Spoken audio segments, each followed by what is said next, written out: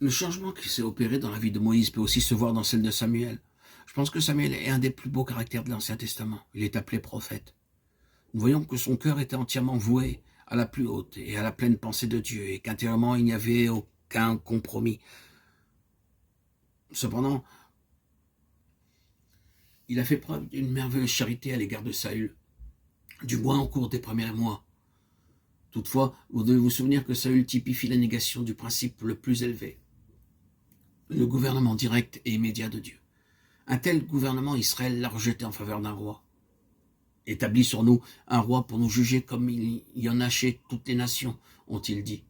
Dieu a déclaré à Samuel, ce n'est pas toi qu'il rejette, c'est moi qu'il rejette. 1 Samuel 8, 5, 7.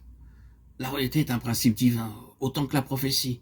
Le monarque représentant la pensée du gouvernement divin est là.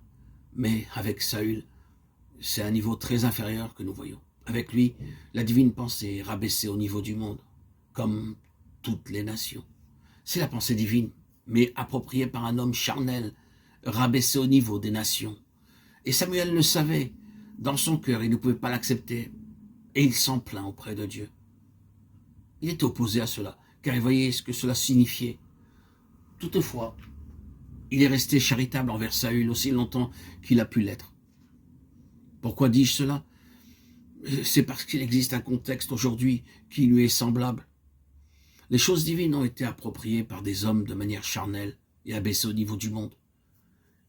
Le gouvernement direct du Saint-Esprit a été remplacé par des comités, des conseils d'administration et ainsi de suite. Les hommes ont pris en main le gouvernement dans les choses divines et les conduisent à la place de Dieu. L'enseignement du Nouveau Testament concernant le jeûne et la prière pour s'assurer de la pensée de Dieu est bien peu expérimenté. Il est donc compréhensible que ceux qui sont spirituels, qui connaissent, qui voient, qui comprennent, ne puissent pas accepter cela. Mais ils doivent être très charitables comme un véritable prophète.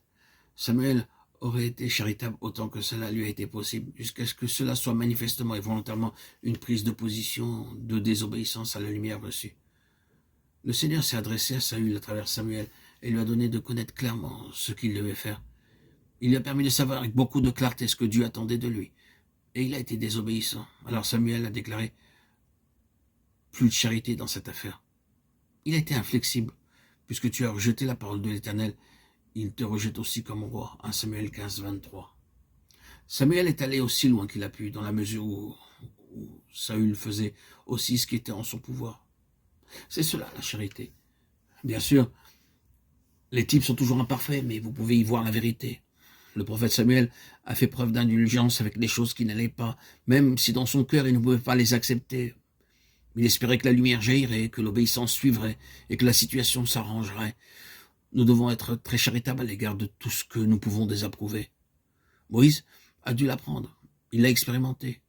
Nous sommes souvent très disposés à servir le dessein de Dieu. Nous sommes de vrais prophètes, pensons-nous, lorsque nous devons faire face aux choses que nous ne pouvons pas accepter. Dans notre zèle, nous sommes iconoclastes, cherchant à détruire ce qui est offensant. Le Seigneur dit, cela ne doit pas être ainsi. Dans tout ce que nous avons dit, nous avons mis l'accent sur une chose. C'est que le ministère prophétique est une fonction.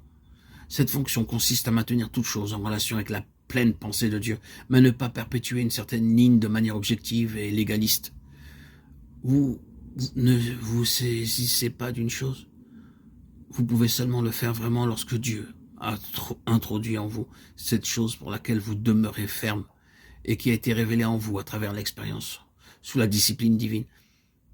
Car Dieu vous a fait passer à travers cela, et vous savez ce que cela signifie. Ce n'est pas que vous soyez parvenu à un certain état, mais bien plus que vous avez connu le brisement à travers cela. C'est alors que vous êtes utilisable par le Seigneur.